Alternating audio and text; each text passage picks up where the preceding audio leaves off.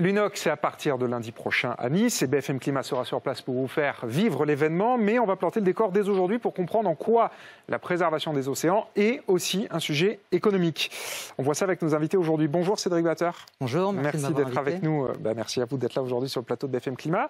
Vous êtes le directeur général du groupe Gilbert. Vous êtes dans la pharmacie et la cosmétique. Et avec vous, Florent Favier, bonjour.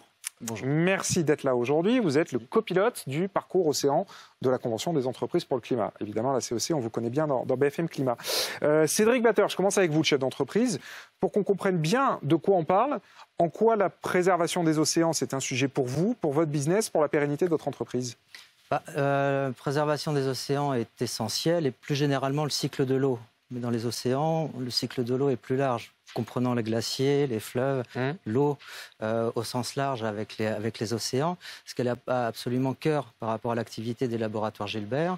L'eau que nous utilisons pour la production de nos sérums physiologiques est essentielle, c'est de l'eau du réseau, mais nous puisons également de l'eau de mer à la pointe Bretagne pour des produits de santé dans le domaine respiratoire. L'un comme l'autre, l'eau de mer issue directement de notre littoral, comme l'eau du réseau, est absolument essentielle pour notre activité. Oui, c'est-à-dire que si vous n'avez pas d'eau ou pas d'eau en bonne quantité, vous ne pouvez pas commercialiser vos produits ou en tout cas atteindre le niveau de performance que vous vendez. On est spécialiste de l'eau de mer particulièrement, mais également des actifs marins. Il faut savoir que les propriétés cosmétologiques ou pharmacologiques des actifs marins au sens large sont immenses et aujourd'hui très peu connues. On connaît à peu près 2% des actifs qui peuvent être utilisés en santé humaine. Il s'ouvre un large champ qu'il nous faut préserver pour pouvoir en connaître les bénéfices. Oui, bon, on comprend tout de suite, très facilement, à quel point c'est vital pour vous. Florent Favier, même question pour vous. Alors vous n'êtes pas chef d'entreprise, vous accompagnez des entreprises dans la Convention des entreprises pour le climat. Vous avez lancé le parcours Océan tout récemment, avec la perspective de l'UNOC.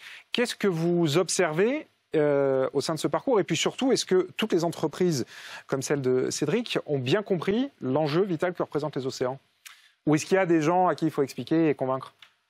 Alors, celles qui sont arrivées dans le parcours sont venues en général en conscience, en comprenant quel était leur lien soit avec l'océan, soit avec l'eau.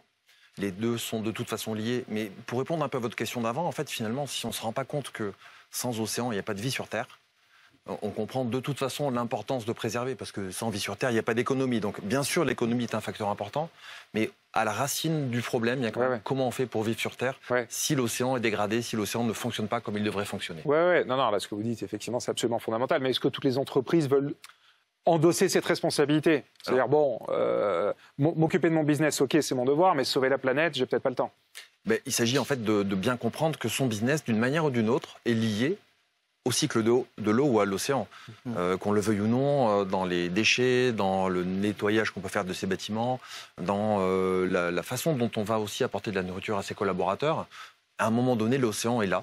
Et en effet, les entreprises, si elles ne l'ont pas compris avant, de toute façon, assez rapidement, elles le comprennent. Oui. Elles le comprennent assez vite. Bon, vous parliez de la ressource en eau, évidemment, enjeu majeur pour vous. Est-ce qu'il y a d'autres ressources liées à l'eau, liées aux océans, qui sont vitales pour vous dans la pérennité de votre modèle d'affaires? Qu'est-ce que vous entendez par d'autres ressources D'autres ressources qu'on trouve dans les océans? Liées à l'océan? Oui. Au-delà de la ressource en eau, la faune, la flore, je ne sais pas, est-ce qu'il y a des points, d'autres ressources liées aux eaux et aux... L'océan est infiniment complexe. Et j'ai envie de dire, je laisserai plutôt les biologistes parler à ma place, mais comme je vous le disais, en tant qu'acteur pharmaceutique, acteur au niveau de développeur de solutions de santé humaine, la mer soigne. La mer recèle énormément d'actifs, de propriétés qui peuvent être bénéfiques pour la santé humaine. Donc, par définition, il nous faut, non seulement elle est essentielle pour le maintien de la vie, mais peut-être extrêmement bénéfique par rapport aux besoins des populations humaines demain. Et vous, au sein de la CEC, Florent, le sujet, il se limite, entre guillemets, même si c'est tout sauf une limite, mais c'est la question de l'eau et la ressource en eau, la gestion de l'eau, ou ça va au-delà? En termes de gestion des ressources. C'est l'ensemble du cycle de l'eau et des ressources. En fait, quand on est à la CEC, on ne parle pas que d'un sujet, on parle d'un sujet dans sa complexité, dans sa globalité, dans son écosystémie finalement, parce que tout est lié. On ne peut pas juste traiter l'océan, ou traiter le climat, ou traiter la forêt, sans considérer tous les autres facteurs, toutes les autres limites de la planète. Et c'est vrai que ce qu'on apporte, c'est beaucoup de circularité dans les questionnements. Aujourd'hui, on se pose la question d'une ressource de l'océan par rapport exemple Laboratoire Gilbert. Mais il y a peut-être une ressource qui n'est pas aujourd'hui identifiée, qui pourrait leur être utile demain ou être utile à la santé. Et si on laisse faire les choses, on peut détruire cette ressource avant même de s'en servir. Donc c'est vrai que la complexité dont parle Cédric, elle est à tous les niveaux. Ce que j'ajouterais, ce qu'apporte beaucoup la CEC aux dirigeants, c'est d'être bien plus conscient de notre interdépendance. On a un peu trop tendance à réfléchir en silo par rapport à nos problématiques qui sont propres, par rapport à nos fournisseurs, notre business, nos marchés, la gestion des risques et autres. Mais en fait, le problème climatique et la situation actuelle nous amènent à réfléchir de manière beaucoup plus large, beaucoup plus vaste et vraiment de conscience pour la pérennité de notre modèle, pour la pérennité de notre entreprise, d'être réellement conscient de cette interdépendance et de quelle manière le modèle qui a régi un petit peu notre fonctionnement depuis des années, il est amené à s'éteindre, à laisser la place à un autre modèle. Et c'est tout ce cheminement en fait qu'apporte la CEC qui est nécessaire en tant que dirigeant d'entreprise pour réfléchir. Il n'y a pas de solution toute faite, mais réfléchir à un nouveau modèle d'affaires. Est-ce que, alors c'est bien sûr tout le sujet, est-ce que vous sentez des conflits, des tensions autour de l'eau? Parce qu'on le sait, la ressource en eau se raréfie. Tout le monde va avoir besoin d'eau, mais il n'y en aura peut-être pas pour tout le monde. Est-ce que ça fait partie des problématiques sur lesquelles vous vous projetez?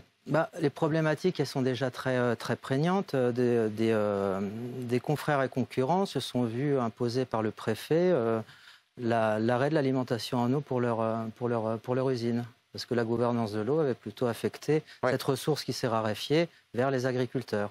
Ce qui veut dire un chômage technique et un arrêt d'activité pur et simple. Et pas vous, ça arrête à des concurrents, mais pas... C'est ce qu'on vérifie, c'est ce qu'on voit déjà en France. C'est quelque chose que je ne veux pas subir, et qu'en l'occurrence, je souhaite appréhender et mieux réfléchir à mon empreinte eau et réfléchir plus consciemment avec l'écosystème local. Et c'est vrai qu'on invite les dirigeants à se projeter en se disant et si demain la ressource en eau devenait très rare ou très polluée ou si on avait du mal à la partager, qu'est-ce qui se passerait? Est-ce qu'il y en a qui disent au sein de la CEC, moi je suis prioritaire, pardon, je fais l'électricité, je passe avant vous? Oui, est-ce que c'est le genre de discussion qui légitimement pourrait intervenir? Non. Enfin, aujourd'hui, la question se pose comment on s'organiserait, comment on s'organise déjà aujourd'hui pour imaginer des plans aléatoires comme celui-là. Parce qu'ils vont probablement arriver, et c'est déjà le cas. Donc oui, on les invite à se projeter. L'évolution du modèle d'affaires, ça, on joint plutôt des problématiques liées à la gouvernance de l'eau. Si l'eau se raréfie, à qui je la donne, à qui je la distribue. La question est plutôt de réfléchir réellement à son empreinte eau. Comment je la consomme mieux? Comment je la valorise?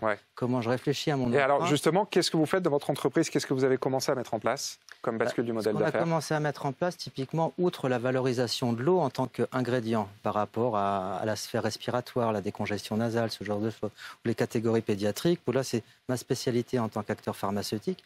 Au niveau des opérations industrielles, c'est typiquement le recyclage des eaux de lavage. Plutôt que de remettre de l'eau au réseau, comment je réutilise cette eau, je conçois avec l'ingénierie des boucles d'eau qui soient plus vertueuses de manière à être plus responsable sur mon empreinte eau et moins de gaspillage tout simplement. Et vous, parce que donc encore une fois vous accompagnez des dizaines d'entreprises dans votre parcours, qu'est-ce que vous voyez poindre comme nouveau modèle d'affaires autour de l'eau? Ce qu'on voit poindre, c'est ce qu'on voit poindre dans chaque parcours de la CEC, c'est des coopérations dans des entreprises qui finalement n'étaient pas tellement en lien que ça, qu'elles soient amont, aval de la chaîne de valeur. Ils se rendent compte que finalement les solutions qu'on a dans nos écosystèmes, un peu en mode silo, vont pas toujours être les bonnes solutions dans des nouveaux cas en fonction de la situation, du contexte. Et donc aller chercher des solutions ou des regards croisés d'autres dirigeants, d'autres secteurs, c'est une force que... Vous avez un exemple en tête de coopération justement qui sort un peu des sentiers battus? Alors, un exemple très récent, on est allé visiter une entreprise de pêche qui fait partie de nos participants à Boulogne-sur-Mer lors de la précédente session. Et on avait, parmi les personnes qui faisaient la visite, c'était Sophie Pêche, et parmi les personnes qui faisaient la visite, une petite entreprise, pardon, je dis petite, mais une start-up, Innoaya, qui fait des solutions, qui apporte des solutions de traitement de l'eau. Et tout de suite, des solutions ont émergé entre ces deux entreprises. Mais forcément que mettre ensemble des dirigeants qui ont des écosystèmes variés, ensemble, vont trouver des solutions là où ils n'en trouvent pas dans leurs écosystèmes, un peu en filière. Cédric Battard, les enjeux sont tellement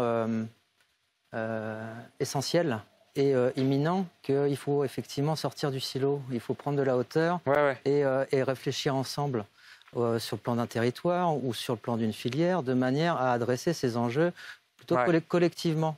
Et pour moi, la solution est dans cet axe-là, et c'est en ce sens aussi où j'ai rejoint la CEC qui abonde complètement et puis fournit un peu une méthodologie, un réseau qui permet effectivement de trouver des solutions. Bon, et pas ce sera propre à chacun par rapport à notre organisation. Ce ne sont pas les politiques qui vont le définir. Concernant mon modèle d'affaires. Non, bien sûr, bien sûr. Le message est très clair. Merci, merci de prendre vos responsabilités. Merci à tous les deux d'avoir été là pour vos conseils et partage d'expérience. Cédric Batter du groupe Gilbert et Florent Favier de la Convention des entreprises pour le climat. Et merci à vous toutes et tous de nous avoir suivis. C'est déjà la fin de BFM Climat. Je vous l'ai dit, on se retrouve la semaine prochaine à Nice pour une émission spéciale depuis l'UNOC. On vous fera vivre l'événement sur place.